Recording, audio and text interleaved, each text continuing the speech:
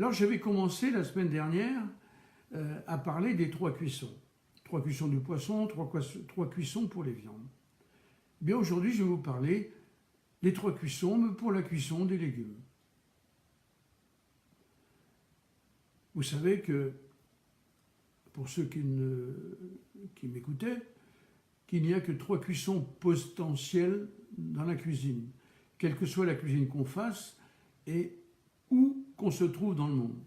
La cuisson 1, 2, 3. La 1, cuisson par concentration. La 2, cuisson par expansion. La 3, cuisson mixte. Cuisson par concentration, c'est lorsqu'on fait un steak, on fait une concentration des sucres et bien sûr la viande se contracte, diminue parfois, brunit et donc c'est dans les infrarouges, les fours, dans les poêles, etc. Cuisson par concentration. C'est plutôt réservé aux viandes et aux poissons et quelquefois aux légumes. Après, vous avez la cuisson par expansion, c'est-à-dire le contraire, c'est-à-dire la cuisson où on fait bouillir les choses à partir de l'eau froide. C'est-à-dire tout ce qui est blanquette de veau, bœuf gros sel, cuisson des légumes, les soupes, etc. La purée.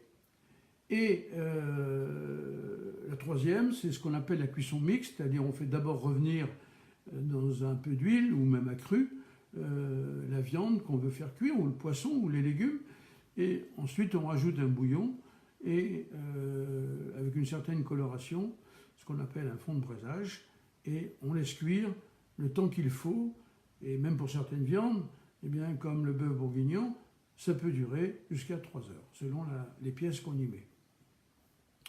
Voilà. Alors, je vous avais parlé des viandes, je vous ai parlé un petit peu des poissons, et maintenant, je vais vous parler de la cuisson des légumes.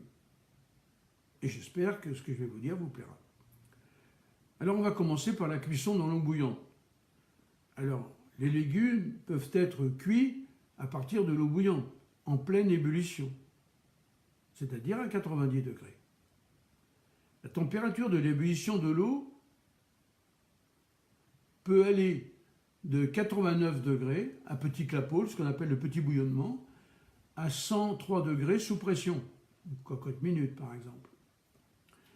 Mais dans l'ensemble, on est autour de 90-92 degrés quand on fait un gros clapot.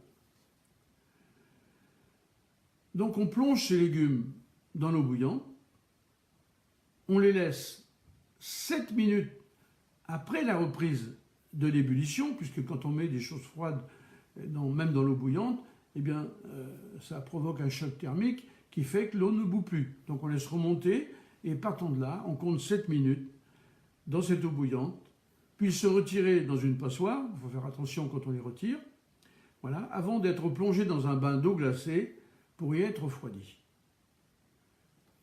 Ce double choc thermique va fixer l'aspect, la raideur et la couleur des aliments, c'est-à-dire la couleur d'origine des aliments. Et l'oxygène de l'air qui provoque ce côté marron lorsqu'on fait cuire un légume vert, on dit qu'il s'oxyde, eh bien, ne peut pas se faire car à cette température-là, 7 minutes, nous n'avons pas tué les vitamines A et B, et donc les vitamines A et B repoussent l'action de l'oxygène. Alors les couleurs resteront belles et appétissantes. D'autres vous diront qu'on peut rajouter du bicarbonate, etc. Mais pourquoi pas faire simple quand on peut faire compliqué? Non, c'est l'inverse. Donc, après un repos au frais, ils seront repris pour être cuisinés en fonction du plat auquel ils doivent s'adapter. Oh, j'ai un petit problème. Alors, voilà. J'ai changé de souris, je ne suis pas habitué parce que j'avais un clic à gauche et maintenant j'ai un clic à droite. Donc là, nous sommes donc, là aussi, dans la cuisson numéro 1, la cuisson par concentration, car nous mettons un produit froid dans de l'eau chaude. Il y a donc une concentration de la matière qui va, en poids, diminuer. Maintenant, nous allons parler d'un autre type de cuisson qui est la cuisson numéro 2, la cuisson en expansion, c'est-à-dire la cuisson d'un légume à partir de l'eau froide. Lorsque l'eau bout, elle forme un nuage au-dessus de son contenant. Vous êtes d'accord avec moi? Si on met sur la casserole un couvercle, la vapeur va se précipiter sur le couvercle pour se décharger de son trop-plein de chaleur. Le couvercle va donc se réchauffer. On va voir apparaître un condensat, c'est-à-dire des gouttelettes, qui étaient dans cette vapeur et qui, en refroidissant, retournent en eau.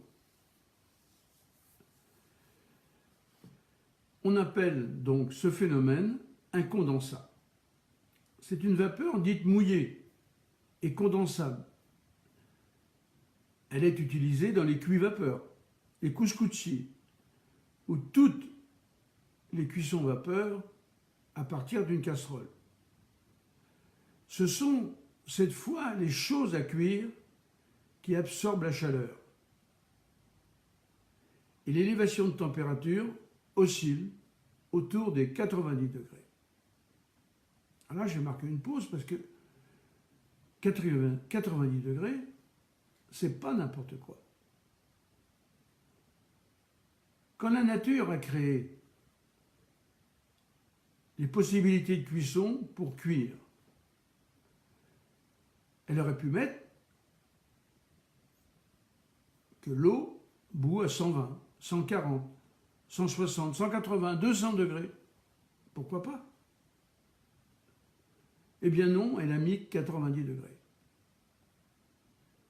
Car la nature qui a organisé ce monde dans lequel on vit savait qu'au-delà de 90 degrés, les natures vivantes d'une viande, d'un légume ou d'un poisson ne tiendraient pas le choc. Chaque fois que vous cuisez au-delà de 90 degrés, vous détruisez l'organisation organoleptique d'une matière et tout ce qui la compose.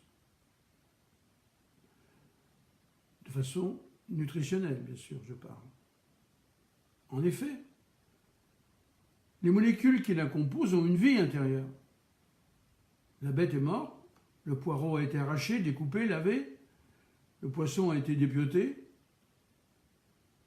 mais les chairs qui la composent sont vivantes. La preuve, vous oubliez quelque chose dans un four, dans un frigo, même cuit, il se putrifie. On dit qu'il pourrit. Il commence par être sûr, commence à sentir, etc. Et puis après, petit à petit, eh bien, il devient, et sans mauvais, il devient mangeable. Et il se transforme ensuite en engrais, si on l'utilise pour ça. Donc, ces molécules qui sont à l'intérieur, qui vivent, elles ont un système nerveux. Et c'est facile à voir. Vous mettez un steak dans une poêle, il se tord de douleur. Vous mettez un filet de poisson, il se tord de douleur. Vous mettez un légume, il se tord de douleur. Parce que ces systèmes nerveux réagissent à l'agression. Alors il faut respecter la matière et respecter non seulement sa raison d'être, mais sa façon d'être. À dépasser ces températures, eh bien, on tue les organismes qui sont nécessaires à la nutrition de l'être humain, des enfants, etc. D'ailleurs, on le voit si on fait une purée, elle s'écrase, donc elle n'a plus de vigueur. Une purée n'apporte aucune vitamine, c'est bon, mais ça n'apporte rien au corps. Tandis qu'un légume légèrement sous-cuit, croquant encore un petit peu, eh bien, le corps se régale et les éléments qui s'y trouvent rendent service à ce dont nous avons besoin pour vivre. Pour les poissons, ça peut être de l'oméga 3, de l'oméga 6, de l'oméga 9. Pour les viandes, ce sont les vitamines, les collagènes, etc., qui sont des choses importantes pour la nutrition de l'homme. Alors il faut y penser.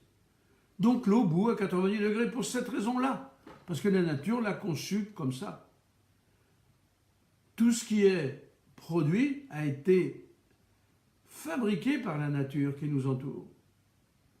Donc elle a ses règles, elle a ses raisons. Et en voilà quelques-unes. Alors bien sûr, étant en pression, ces vitamines seront conservées et les cuissons, bien sûr, une fois refroidies dans l'eau glacée. Parce que si vous gardez un légume chaud dans un récipient, eh bien à 90 degrés, il va continuer de cuire au moins jusqu'à 30 degrés, 33 degrés. Et donc il va être surcuit. Et donc vous risquez de perdre beaucoup de ces vitamines. Alors une fois qu'ils ont été refroidis, ils ont été égouttés, eh bien on les met dans des boîtes en plastique et on les range au réfrigérateur une fois qu'elles sont bien refroidies. Pas mettre de trucs chauds dans un réfrigérateur. Alors cette vapeur dite mouillée se retrouve également dans la cuisson des papillotes, dans un couscoussier, et puis une grande partie de tout ce qu'on appelle les cuissons micro-ondes. Qu'elles soient, qui, elles, en cuisson micro-ondes, doivent être développées par ailleurs avec la vapeur, mais sous pression atmosphérique. C'est-à-dire que quand vous cuisez au micro-ondes, pour préserver la vapeur pour pas qu'elle s'échappe, parce que c'est la vapeur qui cuit dans un micro-ondes, les ondes n'ont jamais rien cuit. Il n'y a que les idiots qui croient ça. Voilà, les ondes sont là pour provoquer l'agitation moléculaire, et le frottement moléculaire de la matière fait, comme ce sont des molécules d'eau à 80%, 70-80%, eh bien, en se frottant à la vitesse de 2,5 milliards de fois par seconde, déjà quand je me frotte les mains comme ça chauffe, on a imaginé à 2,5 milliards de fois. Ça dégage une très forte chaleur qui fait que les molécules d'eau se transforment en vapeur. Mais comme on sait que l'eau qui se transforme de vapeur, elle augmente de volume, eh bien, qu'est-ce qui se passe? Ben, vous allez faire des légumes, des choses desséchées. Donc on les protège avec un film ou avec un couvercle hermétique. Mais à ce moment-là, lorsque la pression de l'extraction de cette vapeur par le frottement moléculaire des micro-ondes, eh bien s'arrête, la pression atmosphérique reprend ses droits et fait réintégrer cette vapeur dans la matière. Ce qui fait que vapeur 90 degrés, aller-retour de pression est très intéressant car cette vapeur s'échappe en entraînant avec elle toutes les saletés qu'il peut y avoir dans les produits. Elle nettoie, parce qu'on sait que la vapeur nettoie, hein, eh bien, quand elle réintègre cette vapeur, eh bien, on se rend compte que les légumes apparaissent beaucoup plus légers, ou les viandes beaucoup plus légères, beaucoup plus agréables à manger, beaucoup plus salées. Alors pourquoi beaucoup plus salées? Parce qu'on ne sale pas les cuissons au micro-ondes, comme les légumes verts et tout ça. Pourquoi? Ben, tout simplement, ce n'est pas que ça rajoute du sel, mais comme les impuretés qu'il y avait sont parties, ça laisse de la place dans la matière, et la chaleur qui est là fait que le goût du sel est exacerbé. Et on a l'impression que c'est plus salé. Ou que c'est tout au moins, oui, c'est plus salé, voilà. Et bien sûr, les vitamines de base sont conservées. Vous prenez 2 artichauts, vous les faites cuire, un au micro-ondes et un vous le gardez à côté. Quand vous le sortez, vous enlevez le film qui entoure l'artichaut, vous comparez la couleur, ils n'ont pas bougé de couleur. Faites la même chose avec la cocotte minute ou le cul vapeur, vous apercevez qu'il est tout marron. Donc, nous, les chefs d'un certain niveau, eh bien, il y a belle lurette qu'on a compris ça et qu'on utilise justement ces appareils pour amener de la couleur dans l'assiette et amener aussi des produits qui ont conservé leurs vitamines. Ils sont plus beaux, ils sont plus fermes, ils ont plus de goût, tout simplement parce que nous avons des cuissons que nous savons maîtriser. Autre chose, et quand on cuit des légumes, il vaut mieux les cuire séparément. Évitez de mélanger plusieurs cuissons parce que les structures moléculaires des légumes ne sont pas les mêmes. Alors, il y en a qui cuisent plus que d'autres, etc. Donc, on fait cuire chaque légume séparément, on les refroidit séparément, on les met dans des boîtes hermétiques séparées et on ne fait la réunion qu'au moment où on fait le final du plat. Donc, comme je vous l'ai dit, on est dans une cuisson de type 2, c'est-à-dire la cuisson par expansion qui permet par exemple de faire pour les viandes une blanquette de veau, qui permet de faire des potages, qui permet de faire un bœuf bouilli, bœuf gros sel, etc. Back-off, etc. Donc le légume dans un premier temps va rapidement se détendre et dégorger ses saveurs quand il sera dans l'eau froide. Il va colorer l'eau, c'est-à-dire donner un autre goût au bouillon et créer une osmose qui font des jus fort appétissants. On peut faire un jus de poireau, un jus de légumes, voilà, et ça c'est très agréable. Et en plus c'est très sain. Cette cuisson s'adapte plus particulièrement aux cuissons ayant pour objectif de transformer aussi certains légumes en purée. Parce que là, on les déstructure complètement et en allant un peu plus loin que la normale, eh bien, on tue les vitamines et là, il n'y a plus aucune vigueur dans les choses que l'on a cuites. On peut les écraser à la fourchette ou au moulin purée, etc., etc., ou à l'appareil qu'on écrase, l'écrase purée, etc. Et ça donne, moi c'est ce que j'ai mangé à midi, une excellente purée que je me suis faite. Eh bien, je peux vous dire que c'était aussi délicieux. Mais on n'attend pas à ce moment-là de ce plat de purée qu'il vous apporte énormément de vitamines. Bon, il y en a toujours un petit peu qui reste. Et maintenant, eh bien, si on veut frire un légume, alors à votre avis, on est dans la cuisson 1, la 2 ou la 3? Alors comme vous ne pouvez pas me répondre, on va dire que nous sommes dans la cuisson 1 parce qu'il y a friture. Donc là c'est tout simple, après avoir été lavé, épluché, découpé, égoutté, les légumes sont d'abord blanchis pendant 7 minutes. Important 7 minutes. Vous savez que 7, en plus c'est le chiffre parfait, c'est pas par hasard. Et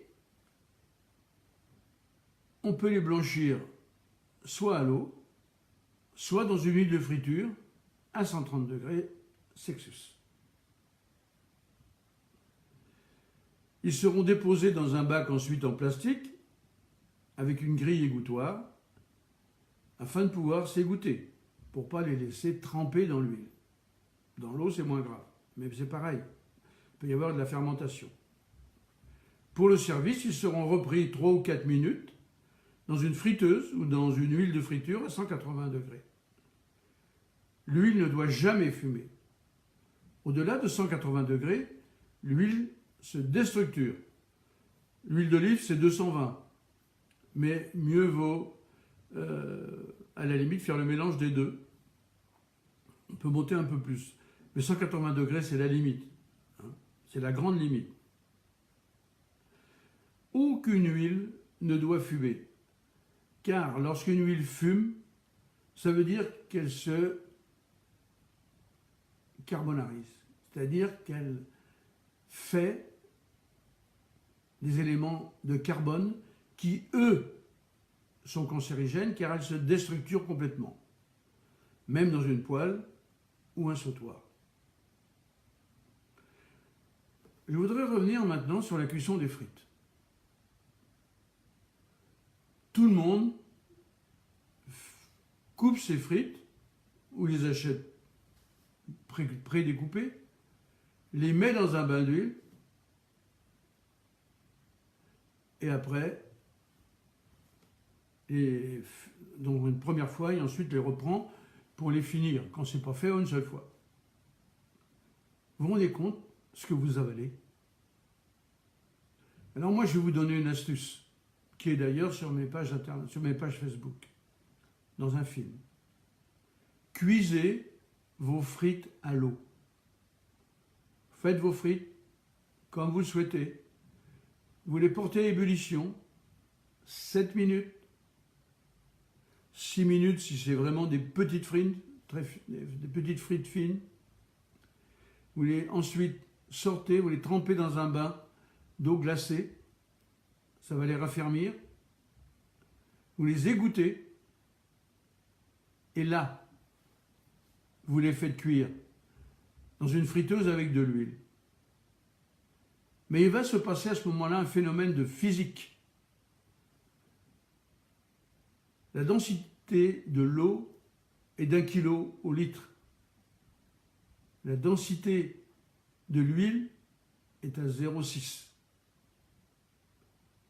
Ça veut dire que quand vous allez mettre vos frites dans l'huile, l'eau qui est encore contenue à l'intérieur de la frite va empêcher l'huile de pénétrer.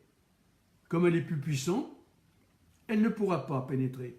Et elle s'arrêtera à environ 5-6 mm de la frite car elle sera repoussée par la vapeur d'eau qui va s'échapper. Mais à 180 degrés, la chaleur est là. Donc la frite va cuire exactement comme si elle était dans un four à 180 degrés. Mais elle ne sera jamais en contact avec l'huile.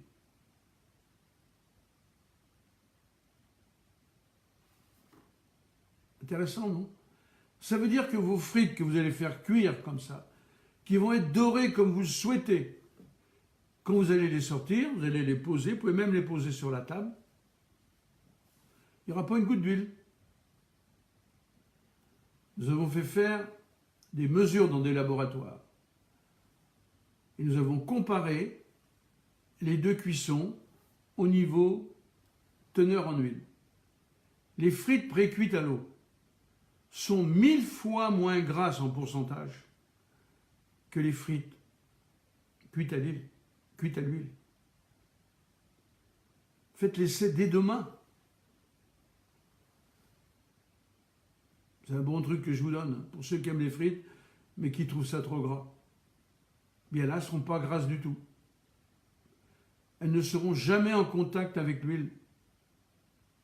Sauf quand vous les rentrez et que vous les sortez, évidemment. Et même quand vous allez les rentrer, au niveau de la température, eh bien, l'eau ne pourra pas les attraper. L'huile ne pourra pas les attraper. Quand vous les sortez, il y aura toujours un peu d'huile, mais vous verrez que c'est peanuts. Peanuts. Un petit truc que je vous donne. Mais je vous en donnerai d'autres. Alors, on est donc dans une cuisson numéro 1. On va continuer dans la cuisson numéro 1, qui est la cuisson à la vapeur. La vapeur est une source de chaleur sous forme de gaz qui est intelligente. La vapeur sait qu'elle n'est pas dans son élément naturel lorsqu'elle est en vapeur. Et elle n'aura de cesse, tout au long de sa courte vie vapeur, de retrouver son état naturel d'eau chaude et de sa température un petit peu en dessous de 90 degrés. 89 degrés, 88 degrés. Évidemment, si on remonte la température, elle repartira en ébullition et se retransformera à nouveau en vapeur. Alors on pourrait y mettre les haricots pendant une dizaine de minutes par kilo. Une fois blanchis, ils seront mis dans une passoire et trempés dans une eau glacée pour, si c'est des légumes verts, haricots verts, garder leur couleur verte agréable. Et si c'est des haricots secs, par exemple, eh bien c'est pour conserver leur cocon de façon à ce qu'ils ne s'écrasent pas lorsque vous allez continuer ensuite la cuisson avec de la sauce pour faire des haricots à la crème, à la tomate, nature, peu importe, à l'ail, etc. Quand ils seront refroidis, ils seront conservés dans une boîte plastique hermétique pour être utilisés selon vos besoins. C'est tout simple. Il faut s'organiser avec des boîtes en plastique et pour ne pas perdre de temps, vous faites cuire vos légumes, vous pouvez les garder 4-5 jours au réfrigérateur et partant de là, au fur et à mesure que vous en avez besoin, si vous travaillez, pour les remettre en température et faire une petite sauce qui va avec, en 5 minutes, votre repas sera prêt. Plutôt que vous lancer dans des cuissons au dernier moment et d'y passer votre temps au lieu de le passer avec vos enfants, votre mari, votre grand-mère ou les copines ou les copains. Maintenant, la cuisson des légumes secs et mi-secs.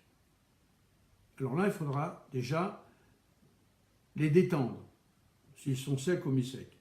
Ils seront mis à tremper dans de l'eau froide nature, sans sel, sans poivre, sans rien. Bien sûr, après avoir été triés, pour enlever les mauvaises têtes, ceux qui sont abîmés. Même chose pour les lentilles. Pendant au moins un minimum de 12 heures. Là, ils vont ramollir et ils seront plus faciles à cuire. Pour les mi-secs, entre 2 et 4 heures suffiront. Moi, je dis plutôt 4. Après, bien sûr, ils sont utilisés comment? Eh bien, tout simplement, eau bouillante, 7 minutes, même les lentilles, refroidis, mis dans des boîtes en plastique et utilisés selon bon escient. On trouve toujours une redondance de façon de faire, quelles que soient les choses. Il n'y a pas un légume ou même un fruit qui est travaillé différemment. Ce sont des bases. Souvent, vous entendez parler des bases de la cuisine. Mais pour la cuisson des légumes, tout se fait comme ça. Et croyez-moi que ça vous simplifiera la vie. Vous n'avez plus à vous poser de questions.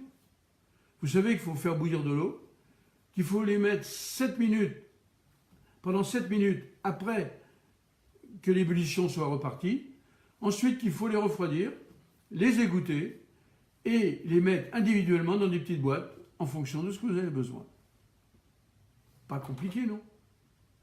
Ça vous simplifie la vie, non? Alors, la cuisson des pommes de terre. Alors, la cuisson se fera à partir d'une eau froide, salée et poivrée. Les pommes de terre seront cuites 30 minutes par kilo, selon leur grosseur, à partir du début de l'ébullition. Moi, ce que je conseille aux gens, toujours dans les cours, c'est de les faire cuire, de les laver, de les faire cuire avec la peau, et ensuite, eh bien, d'enlever la peau, après les avoir fait tremper dans l'eau froide pour ne pas se brûler, de façon qu'elle est beaucoup plus facile à enlever, et il y a beaucoup moins de pertes. Parce que souvent, quand on les fait à cru, beaucoup jettent gras, comme on dit. Par contre, bien sûr, qu'elles soient épluchées ou pas, ça ira un petit peu plus vite si elles sont épluchées. Mais elles seront bien meilleures si elles ne le sont pas. Puis, pour celles qui auront gardé leur peau, que ce soit les rates, les charlottes, de toute façon, les rates, les charlottes se cuisent toujours avec leur peau. Vous n'avez pas à vous poser la question. Et elles seront épluchées en fin de cuisson. Pour les pommes sautées, même principe que les frites que je vous ai annoncées. Elles seront cuites 15 minutes, puis épluchées, coupées en rondelles. Vous voyez, je vous donne tous mes secrets de cuisine. Et ensuite, elles seront refroidies, mises dans le petit récipient et réutilisées pendant, il faut 3 ou 4 minutes pour les faire ensuite sauter, avec de l'ail, des oignons, du persil si on veut, eh bien, elles seront réutilisées à ce moment-là. Et vous n'aurez pas l'air salé normalement.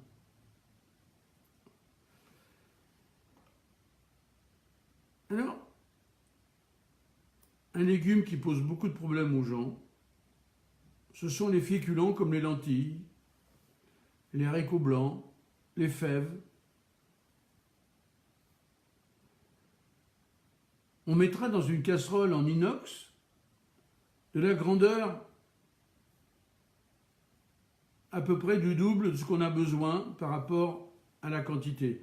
C'est-à-dire que si vous avez la moitié en quantité, il faudra mettre de l'eau du double. On mettra l'eau à bouillir et dès son ébullition, on y mettra les haricots blancs ou autres et on laissera l'ébullition reprendre. Une fois que l'ébullition sera reprise, on les laisse 7 minutes, on les refroidit dans de l'eau glacée. Puis, on les retire et on les égoutte et on les met dans une boîte en plastique. Si on veut les faire cuire, eh bien on les réutilise à partir du produit qui a été refroidi. Et là, on a son fond qui est prêt, sa sauge, ses herbes, ses condiments, ses aromates, ses zestes d'orange éventuellement, ses zestes de citron pourquoi pas. Voilà. Et donc, c'est lardons, si on utilise des lardons. Et donc, mais là, ça, c'est la préparation qui va durer un maximum de 15 minutes.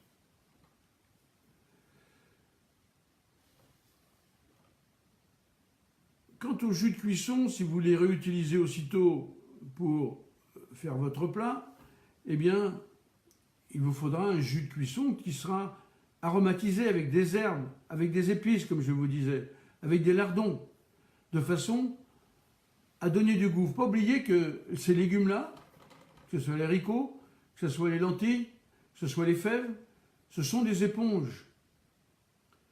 Donc, vous aurez fait une coque, mais ce qui reste à l'intérieur, eh bien, va devoir lui aussi se cuire convenablement, parce qu'il n'est jamais complètement cuit.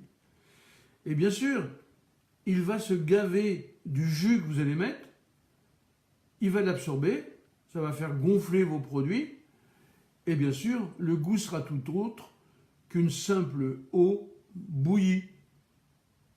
Et puis là, la cuisson, autant on va la faire bouillir à 90 degrés au départ, autant après, on ne travaillera qu'à feu doux. C'est-à-dire qu'on n'ira pas au-delà de 60 degrés, de façon à ce que la matière reste détendue, pour que ça fonde dans votre bouche. Et là, quand vous allez appuyer votre langue sur votre palais avec ou les haricots ou les lentilles, eh bien le jus va dégouliner en bouche et vous trouverez des saveurs que vous ne connaissiez pas. Parce que justement, vous ne faisiez pas comme ça. Par exemple, je vais vous donner un tuyau encore. Lorsque vous avez fait cuire tout ça et que vous êtes à peu près à mi-cuisson, vous passez vos légumes dans une passoire et vous allez récupérer le jus. Vous remettez les légumes dans la casserole et là, vous pesez le jus. Et vous rajoutez 50% de beurre au jus. Croyez-moi. Vous allez ensuite mettre tout ça dans les haricots encore chauds. Le beurre va fondre, va se mélanger au jus. Et le haricot ou les lentilles ou les fèves vont absorber ce jus. Ça va faire comme un chromeski. Et quand vous allez, avec votre langue, appuyer sur ces légumes en bouche, ils vont bien sûr exploser parce qu'ils sont cuits. Et là, vous aurez ce goût doucereux, goûteux du beurre. Et croyez-moi que vous allez vous régaler. Et puis, si vous êtes, comme disait Bocuse, des sauceurs. Vous savez que Bocuse, quand il voyait quelqu'un dans son restaurant saucé, il offrait le champagne. À tel point qu'un jour, son comptable lui a dit, écoutez, monsieur Bocuse, ça commence à nous coûter cher. Alors, contentez-vous d'offrir un verre à celui qui sauce, mais mettez pas une bouteille à chaque fois. Et bien sûr que c'est agréable de saucer avec du bon pain. Surtout qu'à Puteaux, on a la chance d'avoir de bonnes boulangeries qui font du bon pain. Eh bien, c'est agréable. Alors, la bienséance de certaines personnes vous dira que ça ne se fait pas. Mais qu'est-ce qu'on en a à foutre si c'est bon? Le principe, c'est de se régaler, non? Quand on mange. Alors tous ces tueurs de bonne humeur, on n'en a rien à foutre. Ceux qui veulent respecter la coutume et manger en sauçant un tout petit peu, goûter, ça les regarde. Mais nous, qui aimons la bonne bouffe, qui aimons nous faire plaisir, ne nous gênons pas. Et même au restaurant.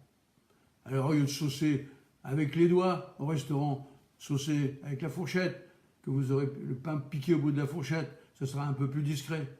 Mais ne vous gênez pas. Le bonheur, il est dans l'assiette, quand c'est bon. Alors maintenant, nous allons parler d'une cuisson d'haricots verts. Mais avant, comme j'ai été bavard, Carole, qui s'impatiente derrière sa platine, me fait des signes désespérés en me disant « Coupez, coupez !» pour pas que ça soit trop long. Je vous parlerai des haricots verts dans quelques minutes. Allez, Carole, enchantez-nous avec vos musiques. J'ai eu un programme ce matin exceptionnel, avec la musique d'Atahualpa Yupanqui, qui est un homme que j'adore, qui est mort maintenant, qui est un grand chanteur sud-américain, et je me suis fait plaisir. Merci, Carole. C'est à vous.